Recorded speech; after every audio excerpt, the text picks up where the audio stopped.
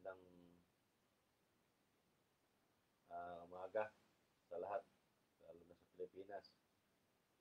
At magandang hapon, magandang gabi sa ibang bansa. Ah, ang live na ito ay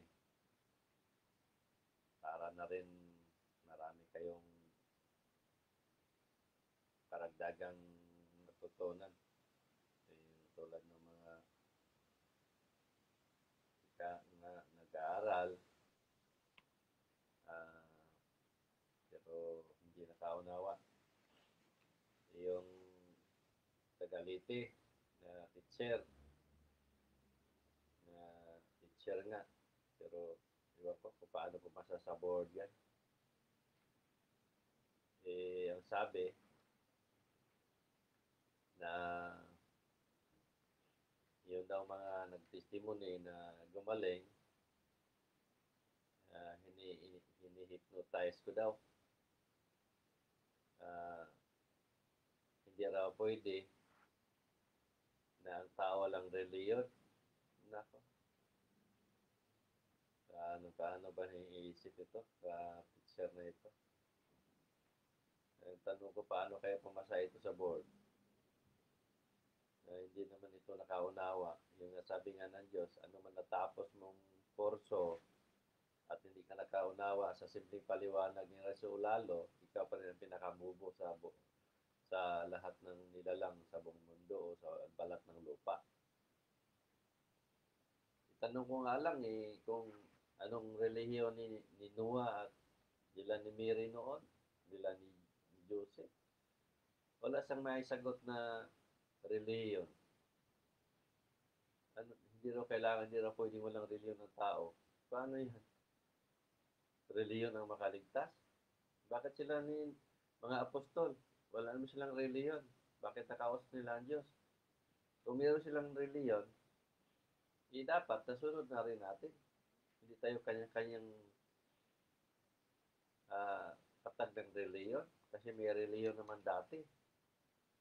Yun na nga yung namulatan nating relihiyon na kung mayroon man, nasabi na ng mga una-unang tao na sila Noah, relihiyon ni Noah, o relihiyon ng mga apostol, dapat yun ang nasunod natin. Hindi na yung kanya-kanya tayo ng tatag ng relihiyon. Tulad ng relihiyon ng Iglesia ni Cristo, o 100 taon pa lang. Samantalang 1,000 years na nakalipas. O, di ba? Yung ibang relihiyon, 50 years pa lang nakalipas. O, 1,000 years na ang nakaraan, panahon ng mga apostol. Di ba? Yung Iglesia ni Cristo, kailan nang lumutang ng relihiyon ng yung Katoliko, kailan nang lumutang yan ng relihiyong Katoliko? After Christ na. Di ba? Ibig sabihin, wala pang relihiyon sa panahon nila ni Jesus Christ, no? Kasi kung isipin nga natin, anong simbolo nila? Nila ng mga apostol, nila ni Mary noon, anong simbolo nila? Anong sinasamba nila na relihiyon? Na ang simbolo naman sa mga relihiyon ngayon, Jesus Christ, kaya tinatawag na Christian o anuman, anong Christian na mga nila, Christianity o Christianismo o anuman, tawag nila. Ibig sabihin, si Jesus Christ ang sinisimbolo. Malinaw doon na wala pang relihiyon noon. Kasi kinikilala si Jesus Christ na Diyos nung after Christ na, yung namatay na siya ng ilang taon nakalipas. Malinaw din doon na wala pang relihiyon ng mga tao. So sabihin niya, pwede ba raw na walang relihiyon ng tao? Bakit nakausap nila ang Diyos noon? Si Noah, mayroong kayang gawin. Kausap niya ang Diyos, wala ba siyang relihiyon? Si Mary, nagamit ng Diyos. Na wala namang relihiyon. Di ba? Ngayon, kung batayan ang paniniwala ko na ang tao ay maliligtas ayon sa paniniwala niya na may Diyos na buhay at base sa gawain niya habang nabubuhay, kung paano siya makikitungo sa lahat ng bagay dito sa ibabaw ng lupa, ay malinaw na kaligtasan natin nandito. Kung paano tayo nabubuhay. Tapos yung pare ninyo, ano mang gawain ng mga pare ninyo? Panoorin nyo sa mga balita, puro kaso, tarik, molestya. Di ba? Dami nilang mga katagaluhang gawain. Bakit ninyo na itanong sa sarili ninyo?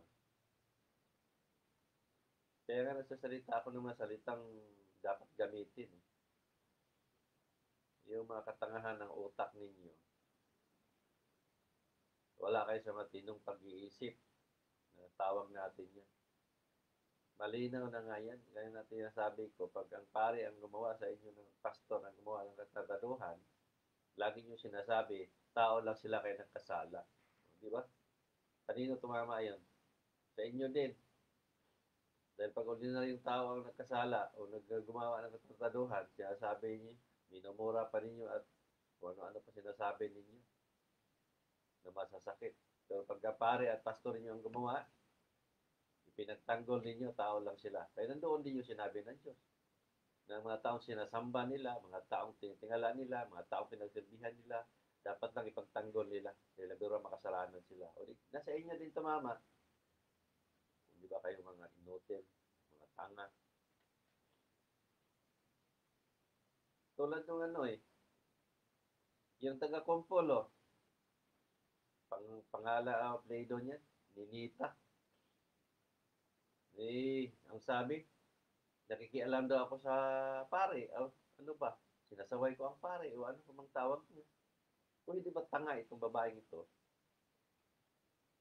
Isipin nga ninyo ni Nita, nagkusada ako sa kamigi ng 4 na beses. Nandyan ang pare niyo sa Katarman, nasa harap ko mismo, na kumakain sa bahay ni Manon ba yun? Anon ba yung nasa tabi ng court sa Bunbon? Nandiyon ang pare ninyo, nasa Tarman. Pwede siya nagmisa.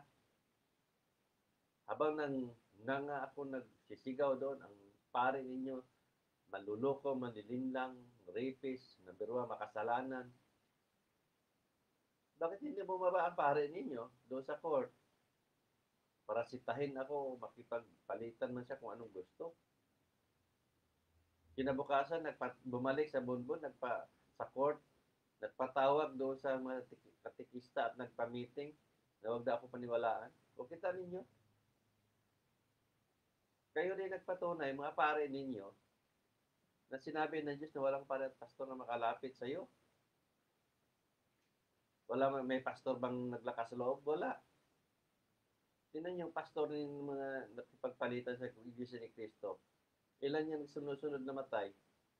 Nandiyan sa wall ko. Hanapin ninyo. Nandoon ang sinabi ng Diyos. Lahat. Hindi na ako marunong masindak ninyo. Hindi niyo ako pwedeng takotin. Kaya alam ko talaga na tama ang paniniwala ko at ang siniwalat ko. Tunay ko kausap ang Diyos, mayroon akong patunay na sobra-sobra, nagkalat na sa wall ko. Hindi ba ninyo naisip na ordinaryong tao lang ako, pero walang isang nakadala sa korte sa mga sinasabi ko? Nandiyan ang mga live ko, mukha ko to, pangalan ko to, apelido ko to. Meron tayong batas sa lupa. Dalhin ninyo sa korte, papanagutin ninyo ako sa mga isiniwalat ko. Bakit hindi nagawa na pare ninyo? Bakit inabot ako ng 11 years? Kung talagang sinungaling ako. Kasi isisahin natin. So, yun nga ang kasunduan natin. Pag hindi nyo mapatunayan na kayo ay totoong nagligtas sa tao, ibalik ng lahat ng ari-arian at mga kayamanan ninyo doon sa mga tao.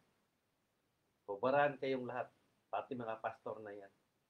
Kaya malinaw sinabi ni Diyos na manluluko itong mga pastor na ito, mga pare na ito. Pira-pira ang pinag-usapan dito. At walang kaligtasan. Itong ginawa ko, wala itong reliyon, wala itong pera, walang kapalit, kung anong bagay man. pinag-utos ng Diyos na manggamot ako at mangaral, isiwalat ko ang katotohanan. Malinaw sinabi niya, huwag kang matakot na magpati sa mga tao sa mensahe ko. Kasama mo ko sa lahat ng panahon. Manggamot ka at mangaral. Kaya ginawa ko to. Wala akong kinakatakutan. Kahit sino pa, kahit sa tupapa ninyo, kaharap ko. Dahil sa harap niya mismo. Naniwala kayo sa akin. Pag hindi niya kaya patunayan yung sinasabi niya na sila ang nagligtas, at ito may sinulat ko na nagkatotoo na lantaran, na nandyan na sa Facebook bago nangyari, talagang sampalan ng mukha ang abutin natin. Oo, maniwala kayo sa akin. Supporting mismo. Paalam ko sa mga judge doon pag hindi lang mapatunayan. Sampal ko sa mukha na sa tupapa ninyo. Dahil mga sinungaling sila, mga manluloko sila. Yung mga pare ninyo. Anong ginawa ng pare ninyo ngayon? Pag matay sa Taguluano, ang sabi ng pare, nung may nagpapamisa kasi namatay, ang sabi ng pare, hay salamat, may namatay. Bibig ba ng ano yan? Hindi pira ang hinahanap? Pakalat kayo ng mga sobre, magpakalat ng online na babuloy. Ano yan? Kung nag-isip kayo ng tama. Ngayon, kung ipinaglaban nyo at pagtanggol ninyo yung mga taong yan, patunayan ninyo, pakita nyo yung mukha ninyo. Hindi yung magkukomento kayo ng patago. Pare nga ninyo, hindi nga makakomento ng harap-harapan. Kayo pa mga membro. Manigas na lang kayo sa galit at inggit. Dahil ako, lantaran ako. Wala akong inuurungan. Kahit sino pa sa inyo. 11 years mo nang ginawa to. Pero namuhay ako ng normal. Kahit sino sa inyo. Kahit mga pastor pa ninyo, mga nagtatag ng reliyon ninyo. Yung siya ni Kristo, bumabanat sila kung sa kapwa nilang reliyon. Dito sa akin, walang isang bumanat. Na ordinaryong tao lang naman ako. Dahil nila kayang patunayan, sinasabi nila at nagtambak ang patunay ko. Nagawa ng power ng Diyos at hindi yan natin ipagkaila. Kaya sasabihin ninyo, hina-hypnotize ko yung mga tao. Hypnotize, tingnan nyo yung mga nagkasakit ng COVID. Nanon ang COVID na hindi basta-basta gagaling. O, dokumentado yan. May mga papel yan na nagpositive sila. Lalo na yung nasa Middle East. Hindi mo mamaniobra doon. Katulad sa Pilipinas, pwede pang lagyan. Kahit negative, pwede sabihin positive. Yung sa ibang bansa, hindi katulad ng Pilipinas yan. O ngayon, gumaling sila sa paggamot ko. Sasabihin ninyo, hypnotize? Hindi ka ba tanga? Basahin mo yung mensahe ng Diyos ng March 7, 2020. March 7, 2021.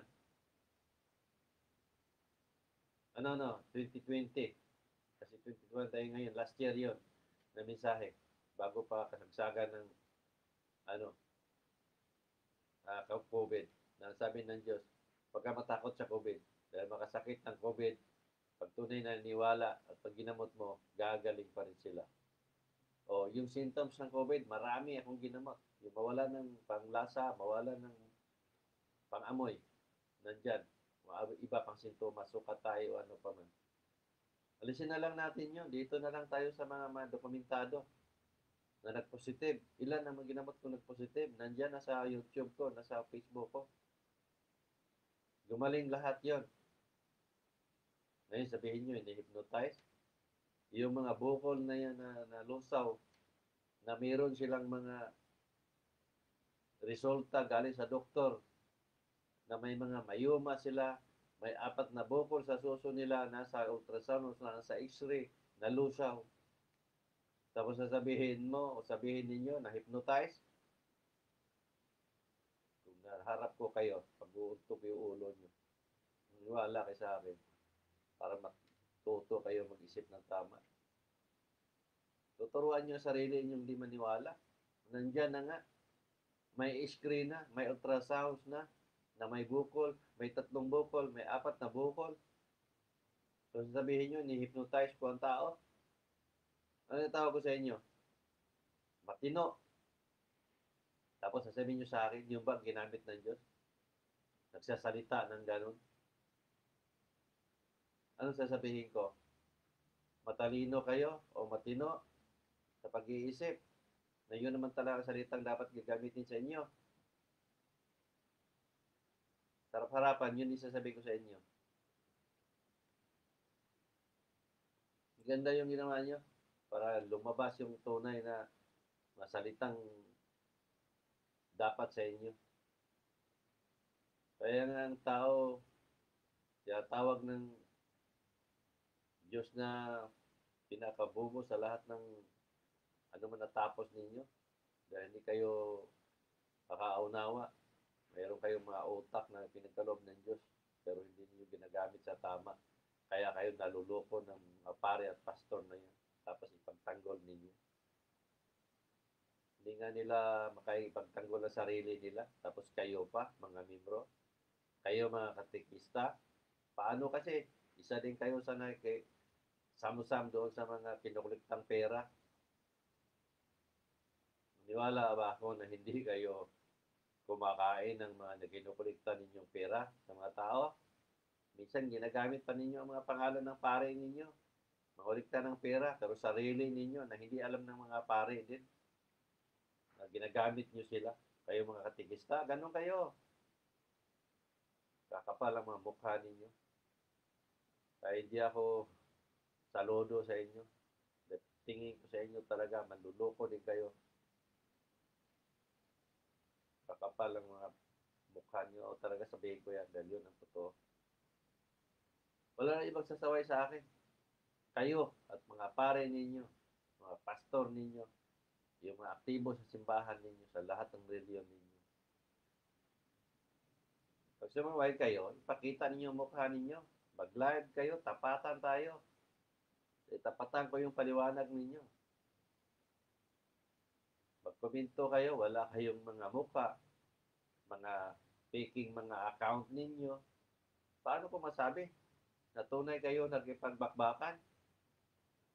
Di ba?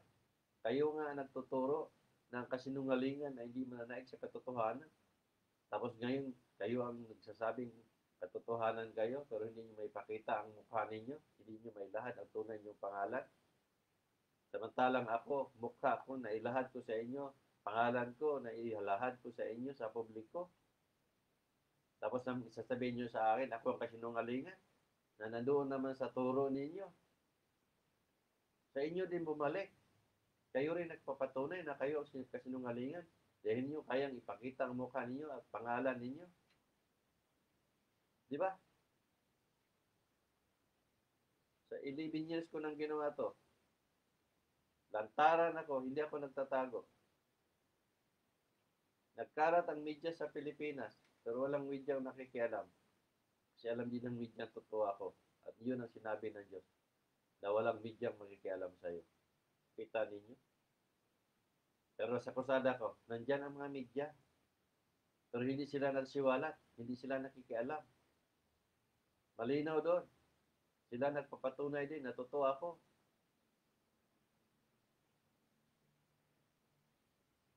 Yung mga ginamot kung hindi basta-basta yan. Tingnan mo yung mga taong nagsasabi ng tunay ako makakita kung anong meron sila.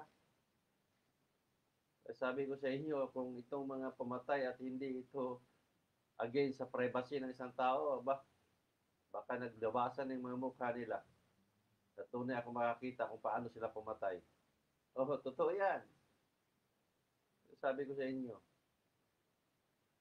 Yung mga taong ito, nanggalaiti ito sa mga nangungutya. Dahil kung alam lang ninyo kung paano ko sila kinumpisalan sa mga ginawa nila. Hindi isa-isa ko yan. Kung paano pinatay ang isang tao. Tunay ako makakita. Pero kayo, hindi naman nyo ako kilala. Hindi nyo subukan. Tingnan mo yung nanubok sa akin, no? Pag sinabi kong ganun ang gawain mo, pag hindi mo aminin, babay. Pag sinabing, tay o sir, pwede bang malaman kung anong meron ako? Pag ipakita ng Diyos, pag binalikan kita, sabi ko sa inyo, huwag ka magkakamali pagsagot sa mga tanong ko dahil tiyak maging mitsa ng buhay mo. Sa mensahe ng Diyos yan. Sa mga taong sinusubukan ng kakayahan mo, para nang sinusubukan nila ang power ng Diyos, mamatay silang lahat. Kaya ganun ang ginagawa ko. Pag ipakita ng Diyos, huwag kayo magkakamali. Nandiyan, may mga video yan sa mga taong nagsasabi sa akin ng ganun. Pag ipakita yan ako, pag bumalik ako sa iyo, manda ka. Ganun ako. Siyempre, hindi niyo ako kilala kasi hindi niyo nasubukan. Pero pag nasubukan ninyo ako, maniwala kayo sa akin o hindi, kakalampagin ko kayo. Tingnan mo yung si Norma Tahima. Kung paano siya umamin sa mga nakita ko, detalyado yon. Panoorin mo yung live, panoorin niyo yung live niya na testimony. Kayo ba? Aamin ba kayo ng ganon? Nakahiya-hiya yun? Pero dahil pinagtanggol niya ang Diyos na tunay ako makakita at tunay na may misahe ang Diyos, na siya lang nakakaalam at nakita ako, ay wala siyang takot na ilahad sa publiko. Dahil yun ang totoo. Ganun dapat kayo. Pero hindi kayo lahat ang gumawa niya. Kaya makasalanan ninyong gusto niyo kayo lang nakakaalam. Pero yun ang alam ninyo. Bakit nalaman ko yan? Dahil may Diyos pang nakakaalam. Hindi nyo kayang ipagtanggol ng lubos ang mensahe ng Diyos. Kaya mga testimony ninyo, nililihis palagi yan para pagtakpan ang sarili ninyo na hindi kaya-hiya. Pero hindi ko kayo pinipili.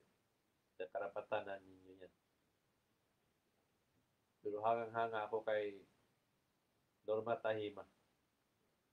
Isipin ninyo, isang bayarang babae sa tagal ng panahon mula sa Pilipinas hanggang sa Japan. Nasundan ko ang buhay niya na wala siyang sinasabi. Sino bang magkakalang gano'n ang gawain niya na may asawa na siya?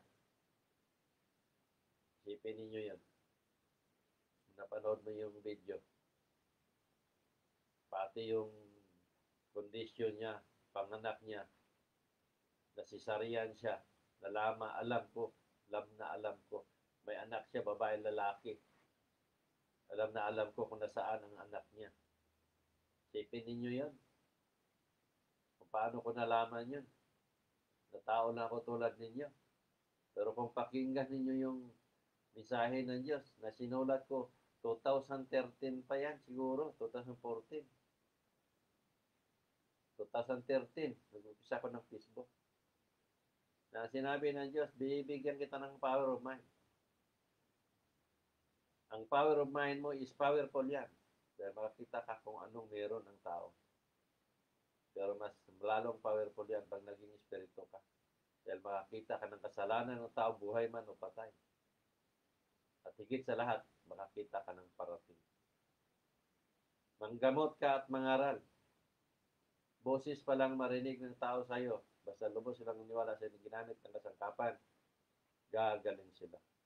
Itong lahat na to, minsan galing sa Diyos, nagkatotoo lahat yan.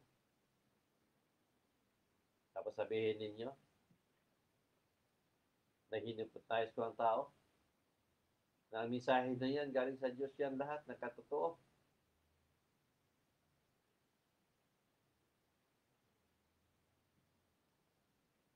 Kaya mapailing ako sa inyo. Namatay na lang kayo sa inggit at galit. Alam ko, isa lang ang kalaban ko. Ipapatay niyo ako. Pero tingnan natin. So, ipagkaloob ng Diyos ito, anong magagawa ko. Wala akong takot maglakad na mag-isa.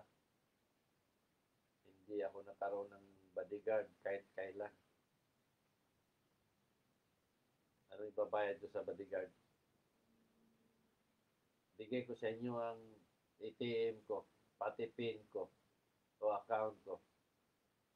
Pag nakakita kayong 1,000, sa inyo na. Oo, pirmahan tayo.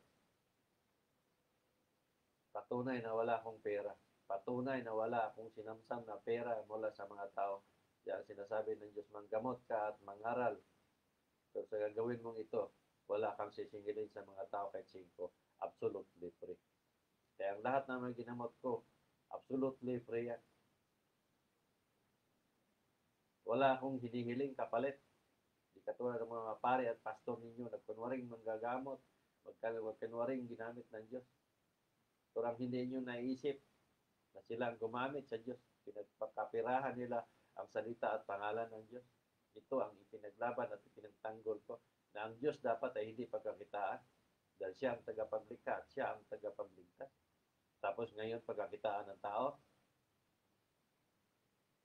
anong klaseng paniniwala meron kayo? Na Diyos ninyo mismo, pinahintulutan ninyo pagkakitaan ng mga pare at pastor ninyo? Malinaw yan na hindi kayo niwala ng Diyos. Bigyan ko kayo ng halimbawa palagi kung sinasabi yan. Pangalan ninyo mismo, gamitin ko, paggamitin ng ibang tao. Kung ano man ang paggagawin niya. Dalhin ang pangalan ninyo, mangutang man o manghiram o ano man. Pag nalaman mo yan, tiyak, papatay mo pa yung tao. Ganun ang naramdaman ng Diyos at kalooban ng Diyos. Dahil hindi niya pinag-utos sa mga pare at pastor na yan. Kaya nandun ang sinasabi niya, please don't sell my words. Mahalin ninyo ang akong walang kapalit. Ituro ninyo ko sa mga tao, sa mga bata na may Diyos sa buhay nila, na absolutely free. Dahil ako ang tagapagligtas o ako ang tagapaglikha. Ganun ang sabi ng Diyos sa inyo. Pero ang ginawa na pare ninyo at pastor ninyo, di kayo naawa sa Diyos ninyo.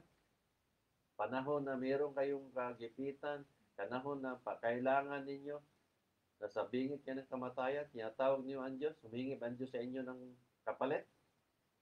Sinasabi ba ng Diyos, magbayad muna kayo, mag-abuloy muna kayo para bago kayo ligtas? Mag-isip kayo ng tama. Para matuto kayo. Pag kayo mga ilangan, agad-agad ninyo gusto nandyan agad. Tulad ng mga ginamot ko. Kasagsagan ng nasa bingit ng kamatayan. Umiiyak para lang ipagkaloob yung kagalingan. Pag nandyan na gumaling na, testimony lang. Hindi magawa. Ang daming dahilan. Busy ako sa trabaho. Wala akong time. Kasi gumaling na.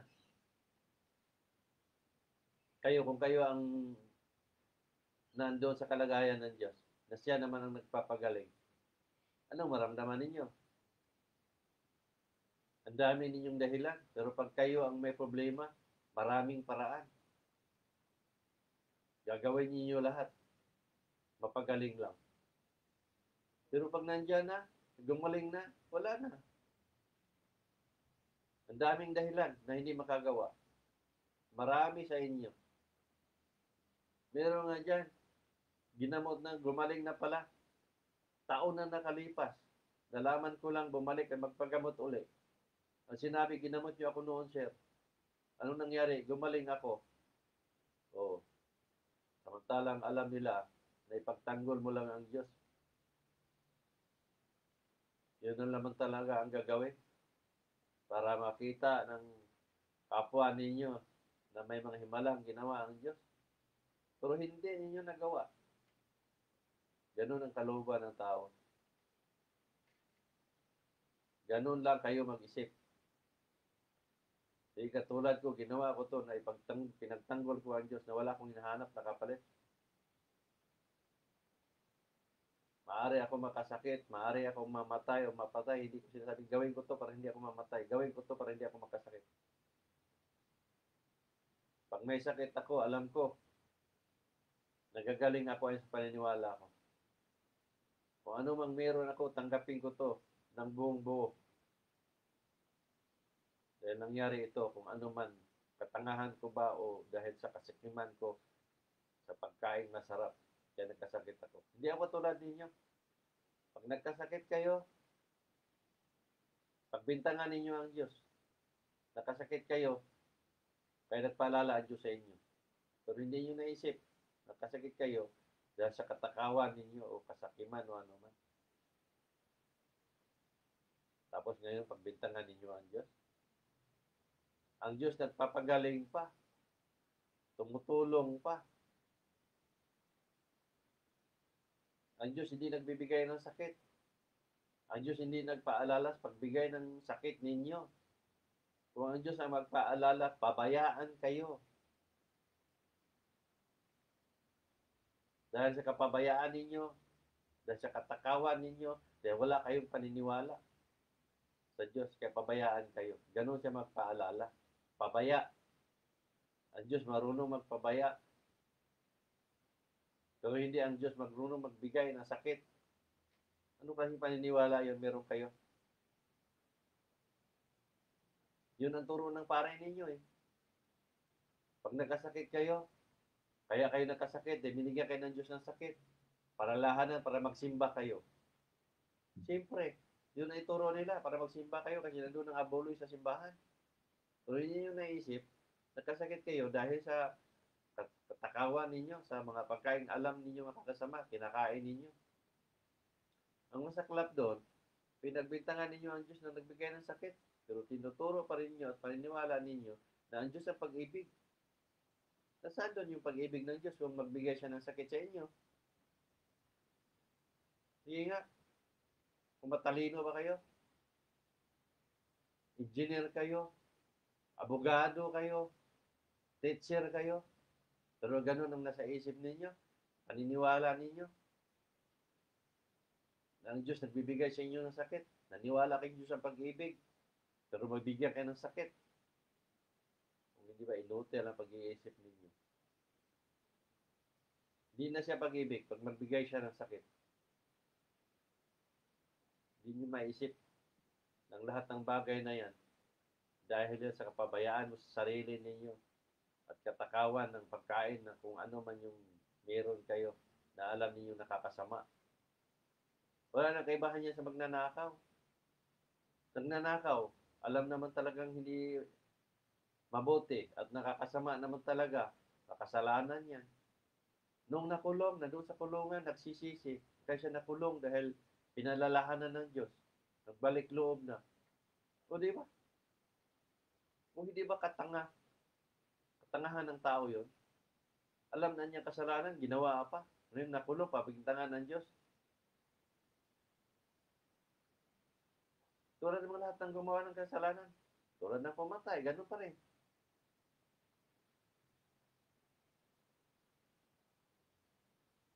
Kaya ang tao, hindi nag-isip talaga. Puro pagbintang doon sa Diyos ang ginagawa. Sa halip na magbago, dahil yun ang gusto ng Diyos.